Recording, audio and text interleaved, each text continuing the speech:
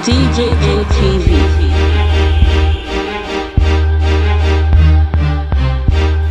Country people, una welcome to DJN TV weekly news update for Pidgin English. Me wan like this week na una country brother Stanley Okocha.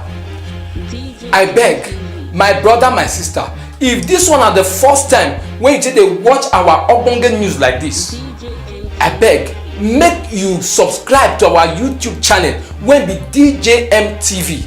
Make you click on the notification bell so that you go continue dey receive hot ogbonge news like this. Our first news for today na be the one when e concern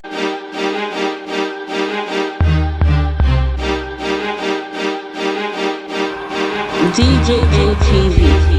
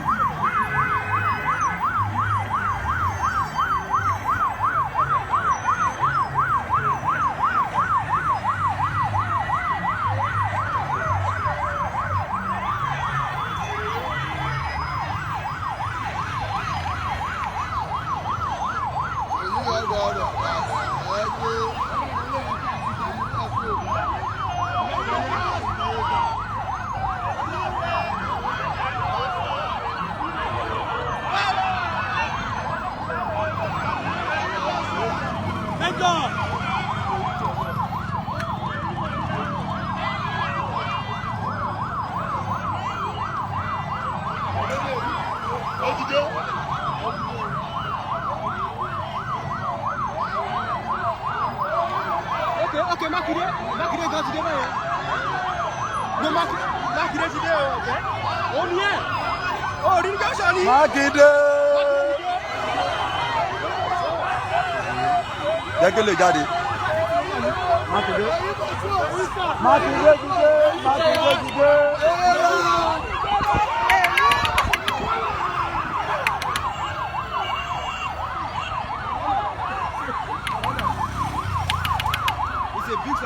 Speed yẹn bọ́ra máa bá lọ o.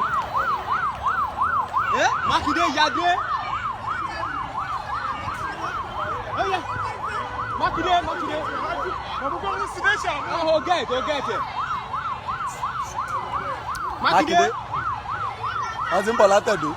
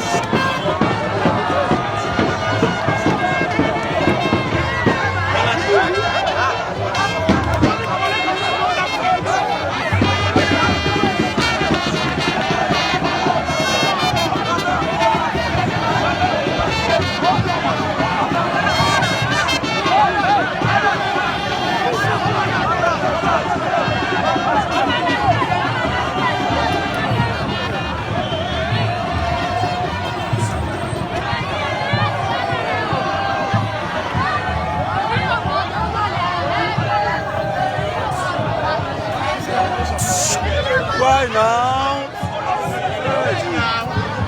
Ẹ̀gbọ́n mọ́tò yóò kó wà ń bí ó lọ́dún gbogbo ṣọ́ọ̀tì wa ẹ bá clear jáde.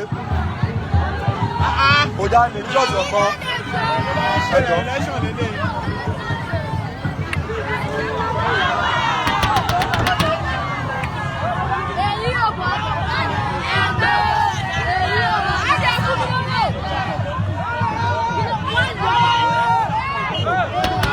Hold on, our shop is there now. Èlé lọ́rọ̀ wọlé sáàrin èèyàn jàre.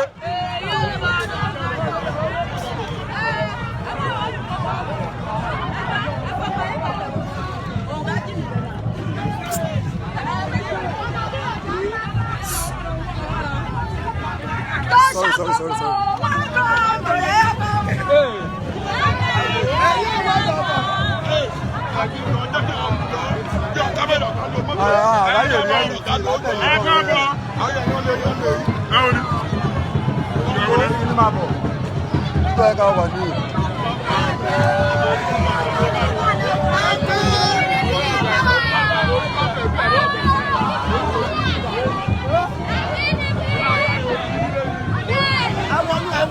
Mo fẹ́ bọ́ bàtà ni mo fẹ́ bọ́ bàtà.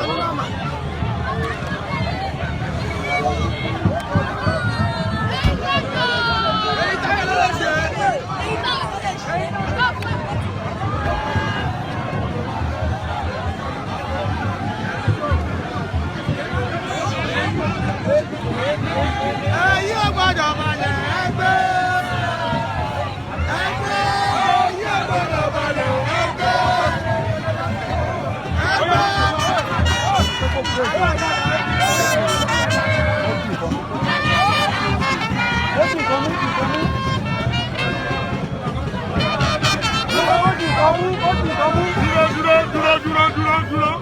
Láti lọ.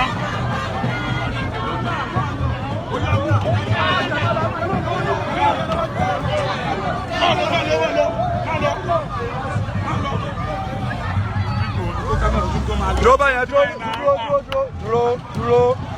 Tún dúró. Tọ́ bá ti súnmọ́ ìwà tún mú. Tọ́ bá ti súnmọ́. Kámẹ́rà ló ṣe tó bá ti jìnnà kò ní rí. Láìfù ìpínlẹ̀ ọ̀gá ni. Ẹ̀sà tó bá ti jìnnà kò ní rí. Tọ́ bá ti súnmọ́ bí díẹ̀, á tún move. Life and ọ̀gá. Kí ni màá sọ tọ́ bá dé lé?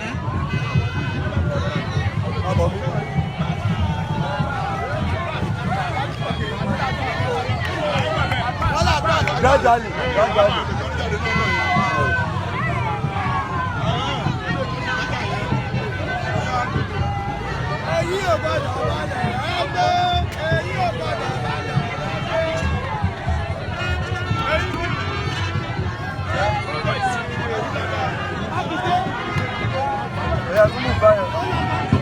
Vamos vai.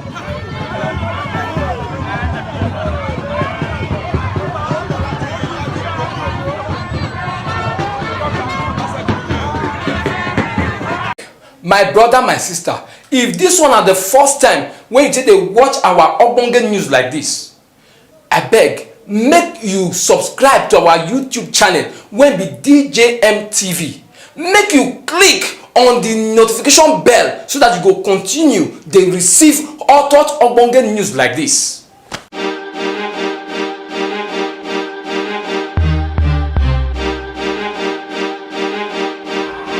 DJM TV.